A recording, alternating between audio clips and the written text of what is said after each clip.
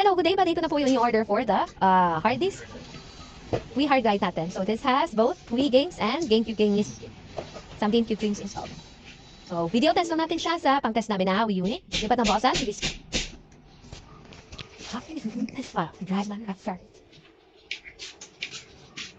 Open lang natin yung ating USB loader CFG.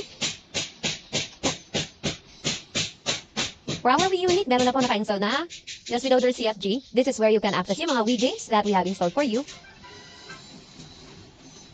So these are all the Wii games we have. And then,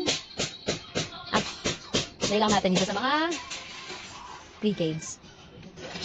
Yung ating Super Smash Brothers Brawl, kasi isa po ito sa mga pinakamabigat na game for Nintendo Wii naman. Copying complete switch files to drive letter to finish. Copying complete switch files to drive letter to finish.